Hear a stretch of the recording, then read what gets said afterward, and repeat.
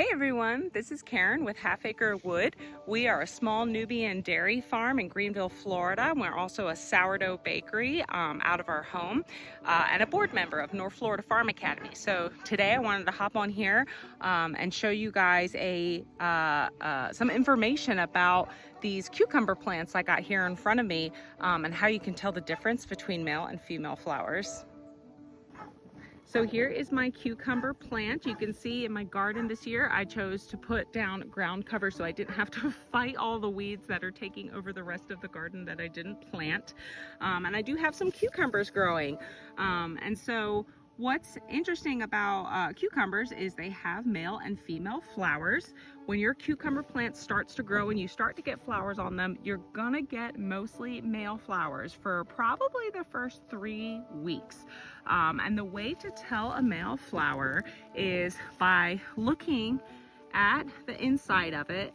And if you see these little like pollen grains in it, you can kind of see them sticking up there, that means that it's a male flower. So it also doesn't have anything behind it, any bump, any fruit that's budding, getting ready to be fertilized. So this is a male flower. This is not going to grow a fruit, and it needs to, its pollen needs to go into a female flower in order to fertilize and have the plant actually grow a full-blown cucumber. In contrast, we'll take a look here at a female flower. So the first difference I can see with this female flower is it actually has the fruit. This is the baby cucumber. And this flower must have just opened up either this morning or maybe yesterday afternoon. And if we take a look at the middle of this flower, we'll see that it actually looks different than the male flower. So instead of having a bunch of pollen grains, it actually has a little division in it and several almost petal looking things surrounding a middle center where the pollen needs to be deposited right in there in order to fertilize this flower. Now the cool thing about this is I can actually see some pollen grains on this flower already, so it looks like some bugs have come in and actually pollinated it for me.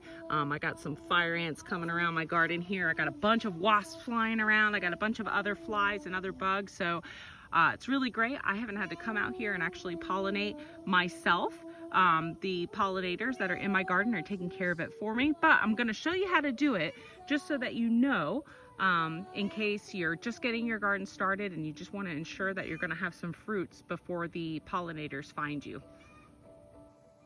So the best way to pollinate your flowers is to actually attract pollinators.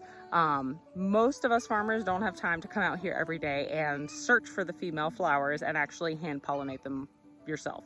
But in case you're getting started up and you don't really have a lot of pollinators buzzing around, so you want to just make sure you get some fruits out of the season, I'm going to show you how to do it. When I'm prepared and I come out, I have like a toothpick to help me. Most of the time I'm not prepared. So I've just pulled off a piece of bahia grass here that has this thick stem at the bottom, and I'm gonna use that to pull some pollen off of a male flower and then stick it into the female flower. Let me show you.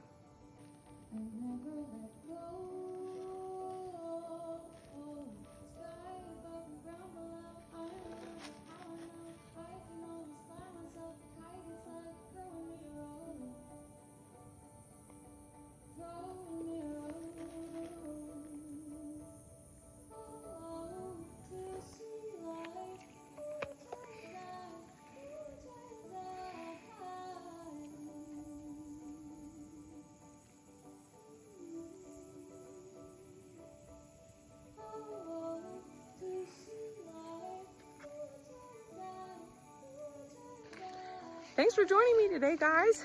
If you liked our video, definitely go ahead and like and subscribe, and we'll be back with more content soon.